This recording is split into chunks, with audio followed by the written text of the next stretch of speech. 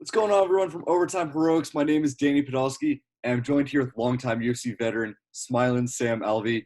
Sam, thank you so much for taking the time. There's the signature smile. How are you doing? I'm doing wonderful today. How are you?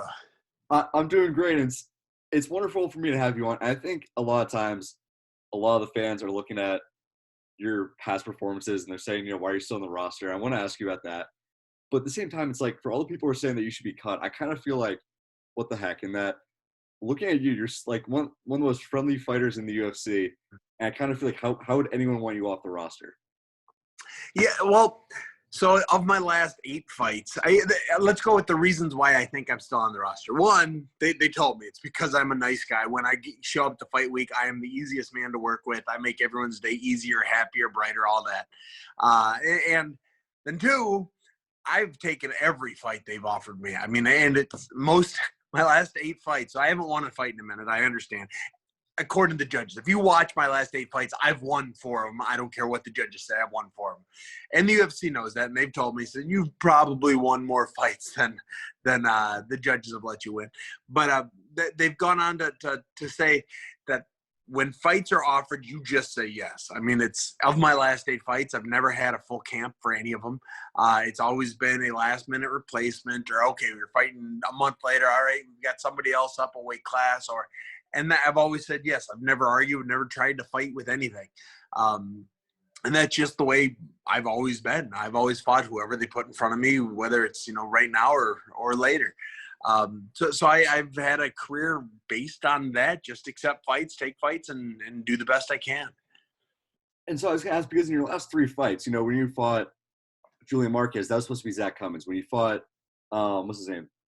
Wellington Turman, that was supposed to be Roman Kopylov. When you fought Brendan Allen, that was supposed to be, I think, Ian Heinisch and then Phil Hawes. Do you think that's the biggest reason why you're still on the roster? And is that sort of how you approach fighting? I think a lot of times now guys will try to pick and choose their fights. You see guys like Cowboy Cerrone on the way out, and you're a guy who still just takes every fight. Yeah, it is. I mean, Ryan Spann, I was supposed to fight Khalil Roundtree. I wasn't supposed to fight Da Un Young. Jim Crute I took on 10 days notice in Australia.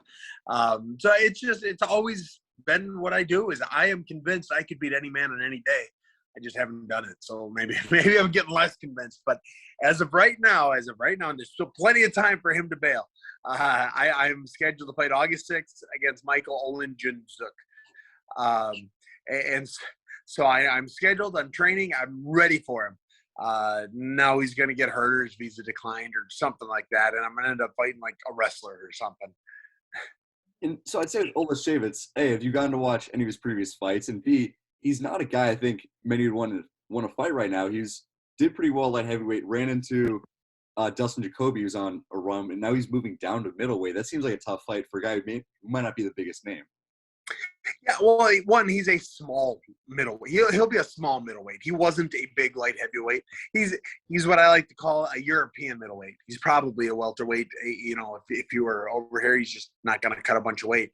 Or shoot, maybe I'm wrong. Maybe he's going to be massive. But judging by his stats, he's not that big a dude. And so I think the size will be comparable. I'll be taller. I'll have a longer reach. So there'll be some aspects that are in favor for me. But no, you know what? Just like I've had a career of, I will fight whoever they put in front of me. He did lose his last one. I believe it was a decision, a close decision. It might have even been a split at 205. He's cutting down to 85. And I'm looking forward to welcoming him to the weight class. And maybe if I'm lucky, he'll miss weight and I'll get 20%. And so, having been, 0-7-1, and personally, I thought you won the Ryan Spann fight. I thought you won the Wellington Turman fight. The Dong Jung fight could have gone either way. I thought that was a draw. With this fight, what kind of keeps you motivated? Because it's been a minute since you've won a fight. This is my last fight in the UFC. I mean, very likely, win or lose, I'm very likely not going to be re-signed or get a new contract with them. I'm going to go out on top. I'm going to go out with a win. I'm going to go out where people are Googling me in the future. They say, wow, he got cut off a win. And this will be wherever I end up next. Hopefully, it is with the UFC. Hopefully, I impress them enough that they give me a title shot right afterwards. And so that happens, and we'll see we'll see where I go next. But I got to make an impression now.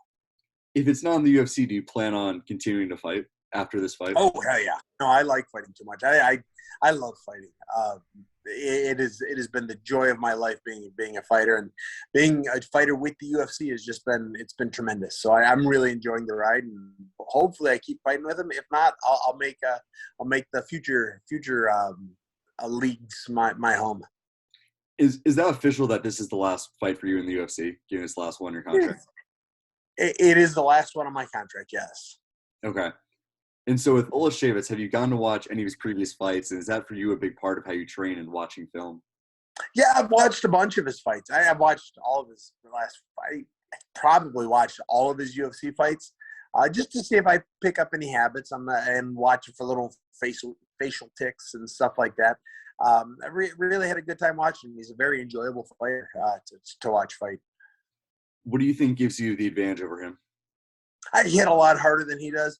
That's most people. I don't think he hits particularly hard. He's very fast, and a fast punch that isn't, a fast punch that lands is all that needs. Doesn't have to be hard. Whereas me, I'm not a particularly fast fighter, but there's a lot of oomph behind everything. So I think that is a big advantage I have now, and I may not have used it much in my UFC career, but I have been training with an Olympic wrestler for the last 11 years. So I've also got my wrestling behind me too. And I think between the two of those, I'll be able to confuse him enough to land that shot. And so with it being likely your last fight in the UFC, does that change your game plan at all in that, instead of maybe playing it safe, you might want to just go and be in a firefight? Or how does that change your, mindset for the fight at all, if it does? I'm a guy. I fight to finish fights. Whether it's great or not. I'm in there. I want to finish the fight. I don't want to. I don't want it to go to decision. I don't fight for decisions, even if I'm down. I'm not. I am fighting to win. Yeah. Fair. And so, I guess I'll phrase it like this: you get a lot of hate from the fans simply just for the fact that you're on the roster and you're still in a losing streak. What keeps you smiling through that? Because I get a lot more love from the fans than I do hate. I mean, it's the thing about social media is when you're reading any comments, everyone, the ones that are talking shit, they really stick with you. But whatever you post is gonna have, I'm gonna have 1,000 likes to these, 10 people that are talking trash. And even if you go by just comments, I get a lot more positive comments than negative comments. So it's easy to focus on the bad, but the number of people that enjoy what I do far, far outweighs the haters. I think that's fair. I think from what I've seen, I think it's on Twitter. When you see, UFC Roster Watch? What's that? UFC Roster Watch, the Twitter account? I do not know it. Okay. It's basically tracks the UFC roster. And so anytime someone gets cut, they always post it's a picture of you smoking a cigar. And the comments just like, why is this guy still on the roster? Why did someone get cut when Sam Alvey's still on the roster? So I think I see that a lot. You have built a fan base on TikTok, which is something that is obviously TikTok's growing. And I think the comments there are a lot more friendly. Going through there, it's a lot more, can't wait to see you back in the win column. Is that sort of what keeps you going and looking at those people as opposed to the people talking shit on Twitter? You know what? I love my TikTok fans. I love TikTok. It's so much fun. It's a shame that it's owned by the communist Chinese, but whatever it is, I enjoy using it. And I found such a way I can connect with the fans on TikTok more than I can on Twitter or Truth Social or Instagram or anything like that. I get to show off my personality a little bit more. I get to communicate more one-on-one with, the hundreds of thousands of people that are following me. And with looking back on your career, do you have a favorite win in the UFC or a favorite knockout, or is it all just kind of blend together in a way? Yeah, my favorite win is against Nate Marquardt. He was my coach on The Ultimate Fighter, and so I got to fight my coach, and I got to win. So that was a special place in the history of my career. That would have been my guess. I think for me, that's my favorite finish of yours. And I guess just going for this fight, do you have an official prediction for it? I'm going to knock him out 4 minutes and 43 seconds in the first round. At that exact second? That exact second. You're going to call me Mystic Sam at the end of this. Mystic Sam? I like it. And then so you're fighting out of Team Quest still in California. Yeah, so I've got two teams now. I've moved to Tennessee. I work out with Guardian MMA most of the year, but I finished my camps. I've been out in Team Quest, Dan Henderson's Athletic Fitness Center for the last 5 weeks now. So they're between the two of them. I am a well-rounded, killing machine. Have you gotten trained with Sean Strickland all at Team Quest? Yeah, he and I, we spar all the time. Okay. Yeah. Because I would say, my question is, what is that relationship like, if it is all? Because I look at you, and I see you as one of just the good guy, nicest people in the UFC, just always smiling.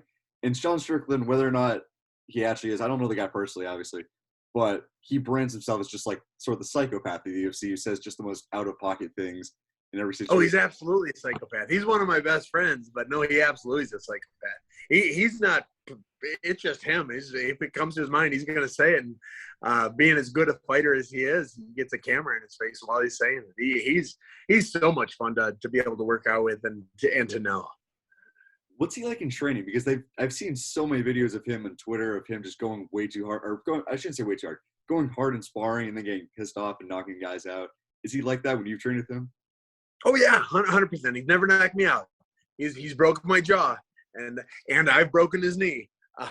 So we've got a real good sparring sessions together. I mean, we go hard. It's the way it should be. More people get hurt going soft than they do going hard. Strickland knows it. The thing with Strickland is he might even be going soft. He's just leagues better than most people he spars with. So I mean, it's the people that spar with him is like me, Chris Curtis, and then a bunch of Russian guys. And that's about the list of people that are willing to really give him the rounds. What are your thoughts on Chris Curtis? Because I thought he was on a tear, beating everyone. And he was an underdog most of his fights, and he ran to Jack Hermanson. But I still think he's a guy who could be right up there and is also sort of pioneer the sport. It should have been the UFC way before he ended up getting the call last year. Yeah. No, Chris Curtis, he lived with me for about 5 or 6 years. We took care of him. We did everything with him. And then he abandoned me without a phone call. He just dipped out that bomb. But I'm still a big fan. He's a very likable person. His skill set is he should have been in the UFC a long time ago. He runs his mouth. Like at the end of the fight against Jack Hermanson, he's throwing the middle fingers and cussing him out. He talks too much. That's why he wasn't in there sooner, I think. But he is a guy that could be champion. He took that fight against Jack across the world on, I think it was 2.5 weeks notice, so not much time. He had just fought too. He had no time to game plan it. And he went out there, and it wasn't the best he's ever looked. And Jack played it very safe. Jack played it in a way that he knew he was gonna walk away with a winner.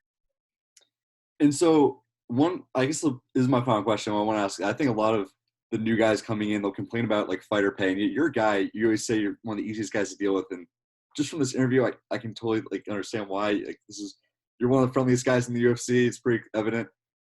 What are your thoughts on fighter pay? Fighter pay, we get paid a lot. Is it enough? It's up to every fighter individually to decide. I have been thrilled with the pay I've gotten for the last almost 10 years of my career. I think most people are. But you get on the internet, and the internet always pay them more, pay them more, pay them more. So they are. I mean, when I first started fighting, I believe starting pay was either 8-8 or 10-10. I believe it was 8-8 when I started. Right now it's 12-12. So it's gone up about 50% in the last 9 years. Find me a job in the world that has gone up 50% over the last 9 years. It doesn't happen. The pay right now is I make more to lose than Joe Daddy Stevenson did to fight for a title. Just the time difference. The UFC is paying us more, and I mean, astronomically faster than anyone could have ever hoped for. And on top of just the pay that they're giving us, the platform they are providing for us to thrive, to shine, is second to none. I mean, the NFL does not give their athletes the platform to shine like we do. The NFL has a lot more money than the UFC does. They're worth a lot more, and they have a much bigger fan base, and they can afford to pay their fighters, their football players more, and the MLB and NFL or what's soccer, FIFA. Yeah, I don't watch soccer. Whatever soccer is. I know in America it's the MLS. I'm not sure about. Oh, yeah, MLS. There we go. Yeah. They've got a much larger fan base. The UFC is growing their fan base, and they're doing that by providing us a platform to do it. They spend more money per fighter, per fight than just about anyone. So I am a huge fan of what the UFC is doing. I'm a fan of what Bellator and PFL and ONE FC, or I think it's just one now, ONE is doing as well. The more competition there is, the more people that will be able to watch the sport. But as one pays better, the others have to pay better too. They have to keep going. So all of these promotions that are rising. Eagle FC is another one. There's a lot of hype on them. Bare Knuckles growing, the combat jiu-jitsu. All of these new combat platforms are coming and increasing the pay. And the UFC they're all trying to catch up to what the UFC is doing. But none of them come close to spending what the UFC spends on taking care of us and giving us the platform to really create a fan base. And honestly, we don't get a retirement plan from the UFC.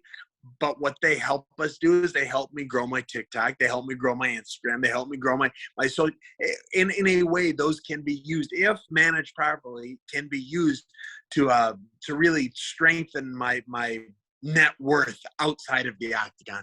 And they have done that in spades. And they have spent, I think they spend 17% of their revenue on fighter pay. And they spend another 55, 60, 65, somewhere in there, percentage on advertising us, making us be able to perform and growing us as best they can. Fair enough. Sam Alvey, thank you so much for taking the time. You're one of the nicest guys in the UFC. This has been one of the most, enjoyable interviews for me. Guys, Sam Alvey returns to the octagon on August 6th. He takes on Michal Oleksiejczyk. Should be a great fight. And Sam, thank you so much for taking the time. Hey, one more thing. Follow me on YouTube. I've got so much fun stuff going on YouTube. It's Smiling Sam across the board, TikTok, Instagram, all that. But YouTube is where I'm really going to start getting some big videos put together on there. I'll be the first one to follow. Hey, thank you, my friend. Of course, Sam, thank you so much for taking the time as always. Absolutely. Have a great rest of your weekend. You too.